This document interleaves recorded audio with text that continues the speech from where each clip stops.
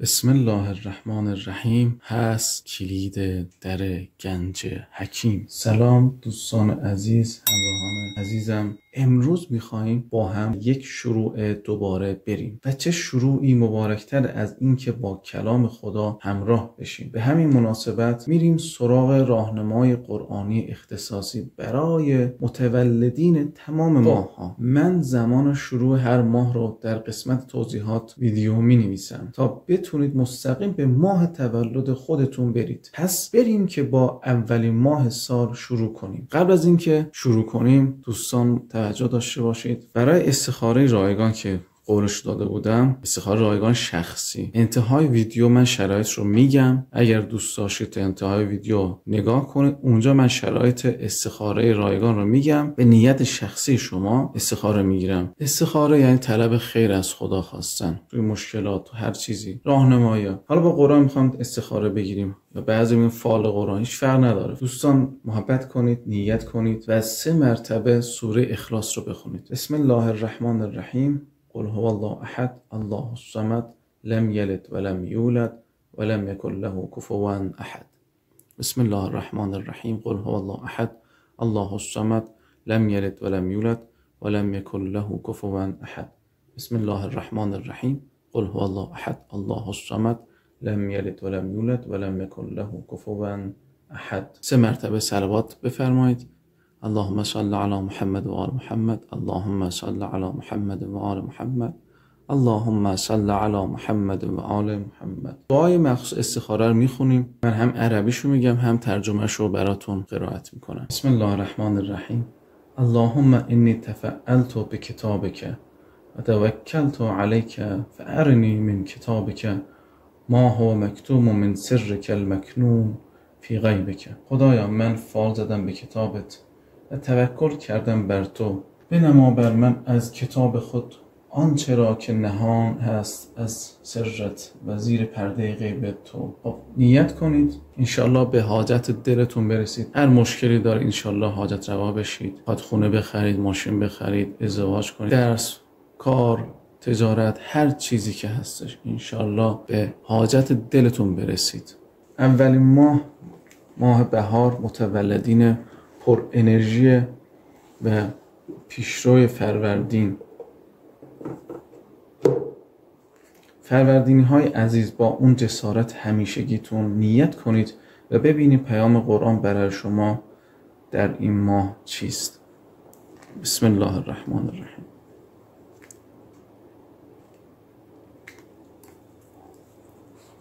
بله، سوره مبارکه یوسف آیه 39. اعوذ بالله من الشیطان الرجیم. خیر ام الله الواحد القهار. این آیه یک آیه بسیار عمیق در مورد انتخاب، تمرکز و پیدا کردن مسیر اصلی است.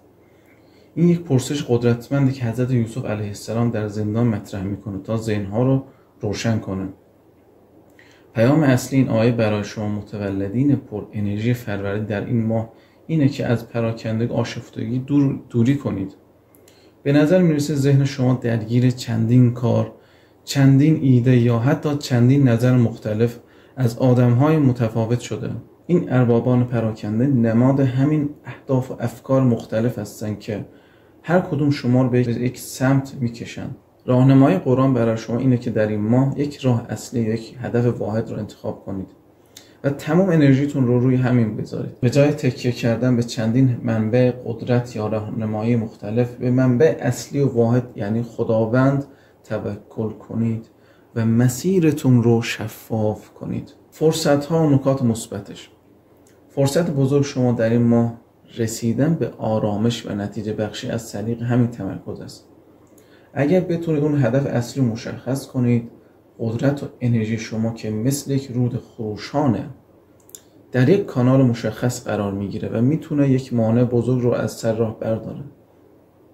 این ماه فرصت دارید تا با یک تصمیم قاطع به یک شفافیت ذهنی فوق‌العاده برسید و یک کار مهم رو به نتیجه برسونید. شما از سردرگمی خارج خواهید شد و قدرت واقعی خودتون رو پیدا میکنید. خب، هشدارها و نکات منفی. هشدار آیه کاملا واضحه. خطر غرق شدن در هرج و مرج و بی نتیجه ماندن، اربابان پراکنده، نماد کارهای نصف و نیمه، قولهای انجام نشده، انرژیهای هدر رفته است. اگه بخواید در این ماه به حرف همه گوش کنید، همه کارها رو با هم پیش ببرید، رضایت همه رو جلب کنید، در نهایت هیچ کدوم به نتیجه نمیرسه و شما فقط خسته و سردرگم خواهید شد.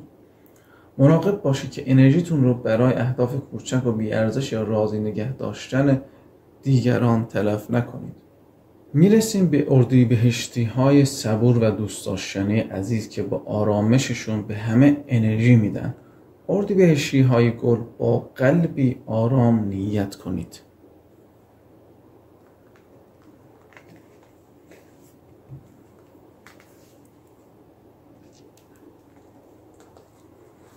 بله، سوره مبارکه عنکبوت آیه 10.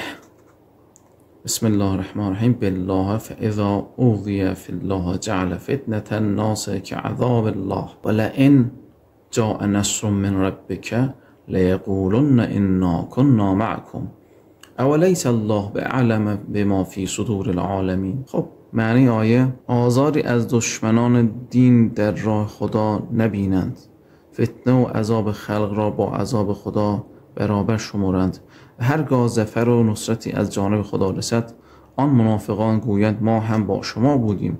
آیا خدا از هر کس بر دلهای خلایق و نفاق درونی منافقان اما داناتر نیست؟ راهنمای اصلی آیه چیه؟ این آیه بسیار تکان دهنده و مهم در مورد امتحان ایمان و تشخیص باور واقعی از باور ظاهری صحبت میکنه. پیام اصلی این آیه برای شما اردیبهشتی های صبور اینه که در این ماه ممکن در یک آزمون و سختی قرار بگیرید تا میزان صبر و ایمان واقعی شما سنجیده بشه. این سختی مثل یک فیلتر عمل میکنه و به شما نشون میده که آیا باورتون به مسیرتون عمیق یا سطحیه. راهنمای قرآن اینه که در برابر مشکلات ثابت قدم باشید و اجازه ندید ترس از حرف یا فشار دیگران شما رو از مسیر درستتون منحرف کنه. فرصت ها، نکات مثبت. فرصت بزرگ شما در این ماه قوی‌تر شدن و خالص شدنه. عبور موفق از این سختی مثل عبور طلا از آتشه. باعث میشه ارزش واقعی شما بیشتر بشه، ایمان و اعتماد به نفستون عمیق‌تر بشه. اگر در این ماه صبر کنید، خداوند راه گشایش رو به شما نشون میده و پاداش این استقامت رو خواهید دید. نکات منفی: هشدار آیه کاملا مشخصه. مراقب آدم‌های سست ایمان و منافق در اطراف خودتون باشید. کسانی که در زمان راحتی کنار شما هستن اما در زمان سختی شما رو تنها میذارن یا سرزنش میکنن. به حرف این افراد اعتنا نکنید و اجازه ندید ترس‌های اونها در دل شما هم نفوذ کنه. خطر اصلی سست شدن اراده به خاطر فشار بیرونی است. و اما نوبت خردادی‌های باهوش و کنجکاوه که ذهنشون همیشه پر از ایده‌های جدید. خردادی‌های عزیز، تمرکز کنید و ببینیم کلام خدا چه راهی پیش پاتون میذاره. خب نیت کنید.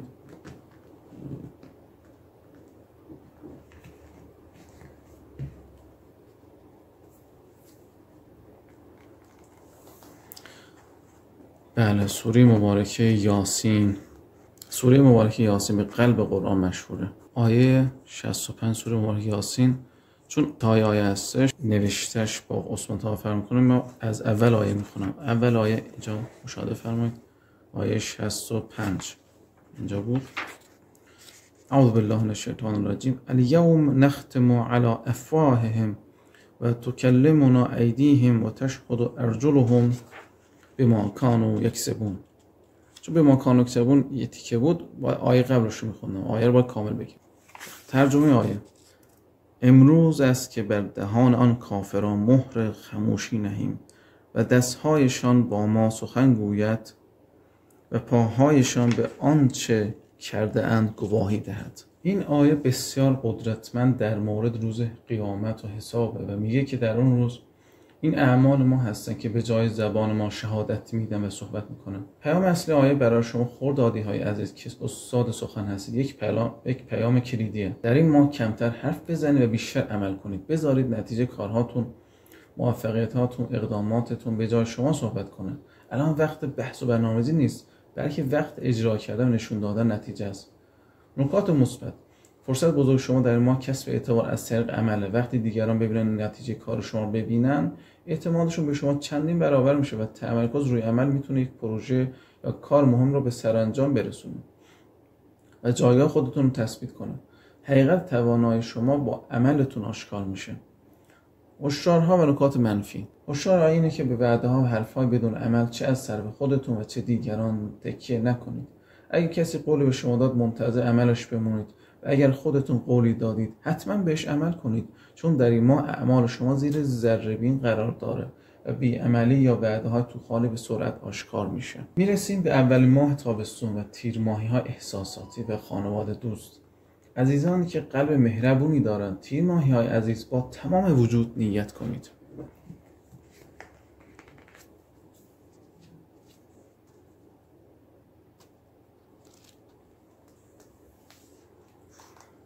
بله، سوره مبارکه الشعراء آخر آیش.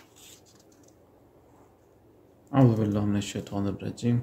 إلا الذين آمنوا وعملوا الصالحات وذكروا الله كثيرا وانتصروا من بعد ما ظلموا وسيعلم الذين ظلموا أي منقلب ينقلبون.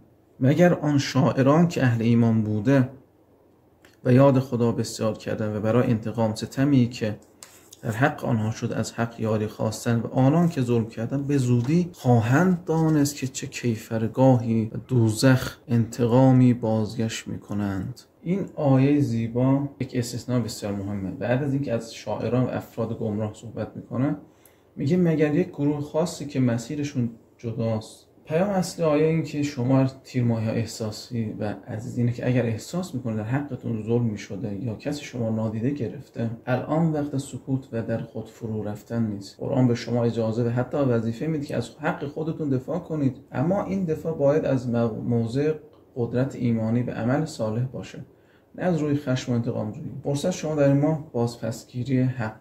نکات مثبتش اینه: بررسی به آرامش درونیه. با تکیه به خدا و انجام کارهای درست شما میتونید موضع خودتون رو با قدرت و آرامش بیان کنید و پیروز بشید. این آیه مژده میده که در نهایت عدالت برقرار میشه و کسانی که ظلم کردن نتیجه کارشون رو خواهند دید. پس شما با خیال راحت کار درست رو انجام بدید. نکات منفی. هشدار آیه دو طرف است. اولی که منفعل نباشید، اجازه ندید حقتون پایمال بشه. دوم و مهمتر اینه که در دفاع از حق خودتون از مسیر عدالت و انصاف خارج نشید.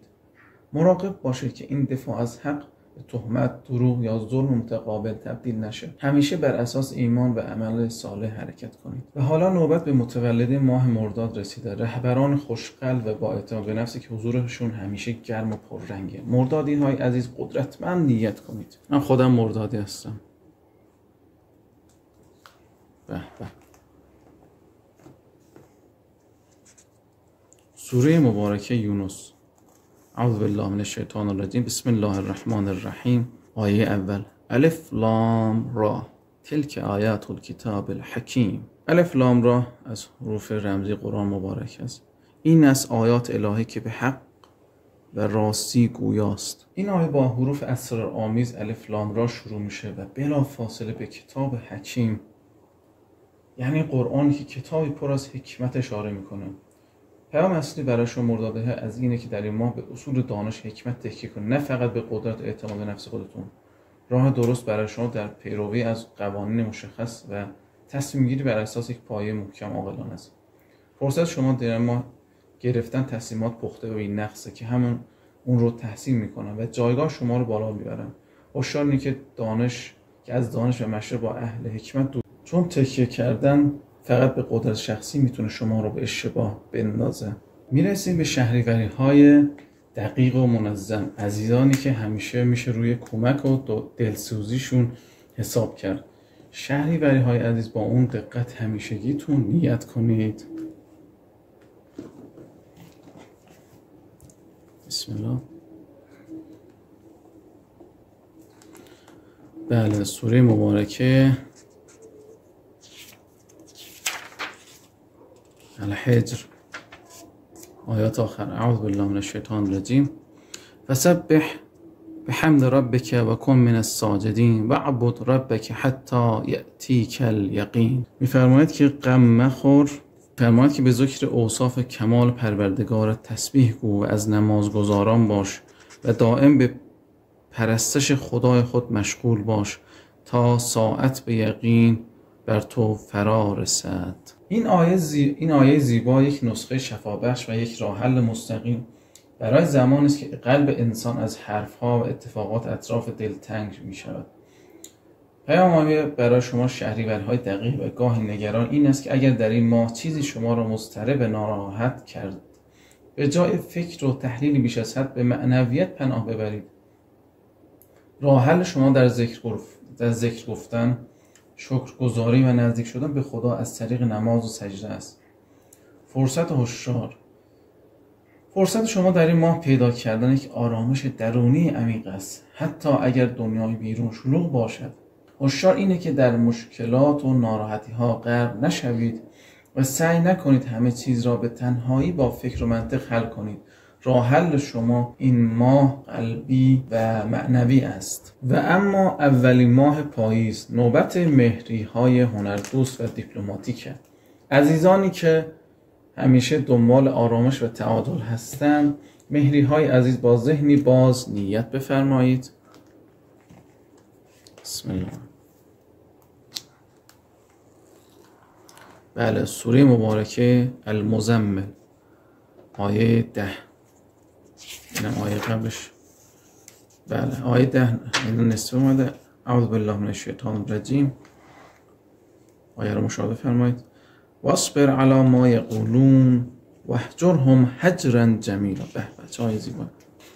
و بر طعن و یاوه‌گویی کافران و مکذبان صبور باش و به طرزی نیکو از آنان دوری گزین. این آیه یک دستورالعمل بی‌نظیر و بسیار زیبا برای حفظ و آرامش در برابر انرژی های منفی دیگران است. راهنمای اصلی آیه، پیام آیه برای شما مهری های عزیز که همیشه دنبال صلح و تعادل هستید این است که اگر در این ماه با حرف های ناروا، کنایه ها یا بحث های بیهوده روبرو شدید، با صبر و بزرگواری از کنارش عبور کنید. راه حل شما درگیر شدن در بحث نیست، بلکه فاصله گرفتن از زیباست. یعنی دور کردن با وقار و بدون ایجاد دشمنی. فرصت هوشیار، فرصت شما در این ماه حفظ آرامش اعصاب و شخصیت ارزشمند خودتون در مقابل آدم‌های منفی است. هوشیار اینه که سعی نکنید همه را راضی نگه دارید یا وارد هر بحثی برای اثبات حقانیت شوید. گاهی بزرگترین پیروزی در نادیده گرفتن و رها کردن است. میرسیم به آبانی‌های وفادار و مصمم. عزیزانی که با نگاه عمیقشون دنیا رو تحلیل میکنن، آبانی‌های عزیز با تمام قدرت و تمرکز نیت کنید. سوره مبارکه اعراف آیه 142. آیه مشهوری هم هستش که تو ماه ذی‌الحجه میخونن، نماز ماه ذی‌الحجه. و اعوذ بالله من الشیطان الرجیم. و وعدنا موسی 30 لیلة و اتممناها ب10 و تم میقات ربه 40 لیلة و قال موسی لاخیه هارون اخلفنی فی قومی و اصلح ولا تتبع سبیل المفسدین. و ما به موسی 30 شب بعد قرار دادیم، چون پایان یافت 10 شب دیگر بر آن افزودیم تا آنکه زمان وعده به 40 شب تکمیل شد. به برادر خود هارون گفت تو اکنون پیشوای قوم من باش و در راه صلاح پیشگیر و پیرو اهل فساد مباش. این آیه صبر برای رسیدن به یک هدف بزرگ، مسئولیت پذیری و اعتماد کردن به افراد شایسته است. پیام اصلی آیه برای شما آبانی های مصمم این است که در این ماه برای رسیدن به یک هدف بزرگ شاید لازم باشه زمان بیشتری صرف کنید یا یک مرحله اضافی را طی کنید. همچنین این آیه اشاره میکنه که ممکن لازم باشه بحث کارا و مسئولیتاتون رو موقتا به یک شخص قابل اعتماد بسپارید. فرصت شما در این ماه به سرانجام رسوندن یک پروژه مهم و بلند مدته. هوشیار اینه که وقتی روی هدف اصلیتون متمرکز شدید از امور دیگر غافل نشوید و حتما مسئولیت‌ها را به فردی بسپارید که از درستی و صلاحیتش مطمئن هستید تا جلوی هرج و مرج و خرابی گرفته بشه. و حالا نوبت آذری‌های خوشبین و ماجراجوه. کسانی که همیشه آماده یک سفر و تجربه جدیدن، آذری‌های عزیز با اون روحیه مثبتتون نیت کنید. بله، سوره مبارکه هود آیه 2. اعوذ بالله من الشیطان الرجیم الا تعبدوا الا الله اننی لکم منه نذیر و بشیر. که جز خدا یکتا هیچ کس را نپرستید و من حقا رسول اویم که برای انذار و بشارت امت آمدم. این آیه شفافیت، هدف اصلی و پیدا کردن مسیر مستقیمه. خیلی رک و پوست کنده اصل مطلب رو بیان میکنه. پیام اصلی آیه برای شما آذری‌های خوشبین و آرمانگرا اینه که در این ماه تمام انرژیتون و تمرکزتون رو روی یک هدف اصلی ارزشمند بذارید. از شاخه به شاخه دیگه نپرید، درگیر شدن با اهداف کوچک و فقیر رو کنار بذارید. این آیه از شما میخواد که مسیرتون رو خالص و مستقیم کنید. فرصت شما در این ماه رسیدن به یک موفقیت بزرگه، چون وقت تمام انرژی شما در یک جهت تمرکز بشه هیچ چیزی نمیتونه جلوتون رو بگیره. هوشیار اینه که از مسیر اصلی خارج نشید و وقتتون رو با چیزهایی که شما رو از هدف دور میکنه تلف نکنید. مسیر درست برای شما یک مسیر واحده، نه چند مسیر پراکنده. میرسیم به دیماهی های سخت کوش و مسئولیت پذیر.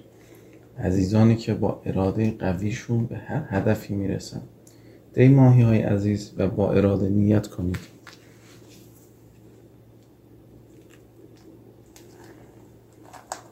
سوره مبارکه کهف آیه 19.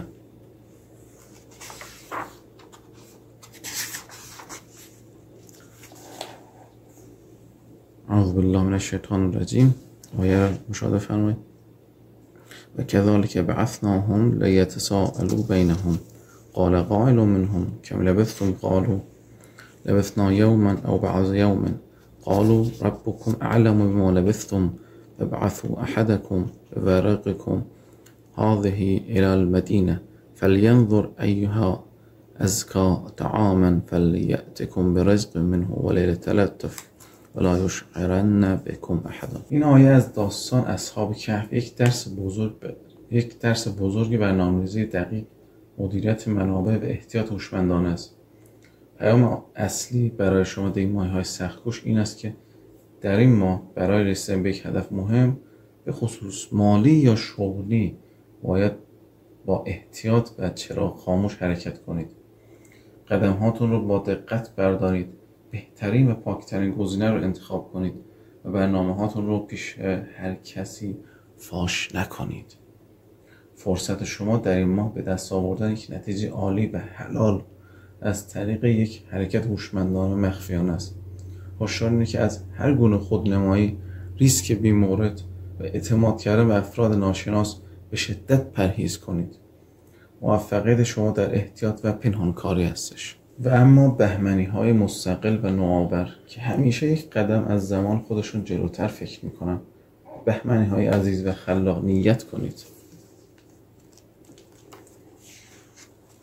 بله، سوره مبارکه یوسف. اعوذ بالله من الشیطان الرجیم. این آیه قبلش از اینجا شروع میشه. آیه مبارکه 31 سوره مبارکه یوسف. فلما سمعت مکرهن ارسلت الیهن و اعتدت لهن متكئا و آتت كل واحدة منه سكينا وقالت اخرج عليهن فلما رأينه أكبرنه وقطعن أيديهن وقلنا حاشا لله ما هذا بشرا إن هذا إلا ملك كريم. این آیه رونمایی، اثبات حقانیت و شگفت زده کردن دیگران از طریق یک حرکت هوشمندانه است. پیام اصلی برای شما بهمنی های خلاق و نوآور این است که اگر ایده، استعداد یا حقیقتی دارید که دیگران آن را درک نمی کنند یا حتی مسخره‌اش میکنند، در این ماه وقتشه که اون رو به شکلی قدرتمند به نمایش بذارید. به جای بحث کردن نتیجه کار حقیقت رو طوری نشون دهید که همه شگفت زده شوند و زبانشان بند بیاد. فرصت شما در این ماه ساکت کردن تمام منتقدان و بدگویان با یک حرکت هوشمندانه و به دست آوردن تحسین آناست. هوشیارید که برای این رونمایی برنامه‌ریزی دقیق داشته باشید، چون تأثیرش بسیار زیاده و باید آماده مدیریت نتایج شگفت انگیز اون باشید. و میرسیم به آخرین ماه سال و اسفندی های مهربون و رویایی. عزیزانی که با قلب بزرگ و حس ششمشون دنیا رو زیباتر میکنن، اسفندی های عزیز، با تمام احساستون نیت کنید. بله، سوره مبارکه فاطر آیه 8. آیهش صفحه قبل نمونده. بله. اعوذ بالله من الشیطان الرجیم. افمن زین له سوء عمله فرآه حسنا فان الله یضل من یشاء و یهدی من یشاء فلا تذهب نفسك علیهم حسرات ان الله علیم بما یصنعون. بله، این آیه قدرتمند در مورد تفاوت بین حقیقت و توهم صحبت میکنه و یک پیام بسیار مهم برای حفظ آرامش درونی ما داره. پیام اصلی برای شما اسفندی های مهربون و دلسوز اینه که اگر در این ماه شاهد اشتباهات یا انتخاب های غلط اطرافیانتون بودید و از این بابت قصه میخورید، بیش از حد خودتون رو فدای حسرت خوردن برای دیگران نکنید. شما نمیتونید کسی رو به زور به راه راست هدایت کنید و مسئولیت انتخاب های آنها نیستید.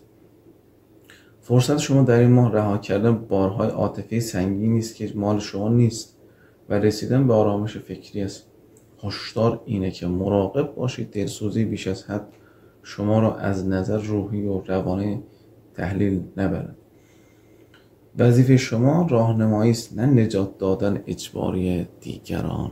خب همونطور که قول داده بودم انتهای ویدیو با تسبیح استخاره میگیرم. یک 14 نفر اول که کلمه استخاره رو کامنت کنند با تسبیح استخاره میگیرم و فقط کافیه که کلمه استخاره رو بنویسن، نیت کنن و انشاءالله نیتتون شرعی باشه. 2 شرط هستش، نیت کنید و نیت شرعی باشه، یعنی کار بد و شر اینو نباشه، خدا نکرده. میدونم که اینجور نیستید و کلمه استخاره بنویسید. من براتون به 14 نفر اول استخاره رایگان میگیرم به نیت شما و جوابشو کامنت میکنم. ویدیو رو لایک کنید، سابسکرایب کنید کانال ما رو و با دوستانتون به اشتراک بذارید. همین من دلگرمی میده. ویدیو بعدی خدا نگهدارتون.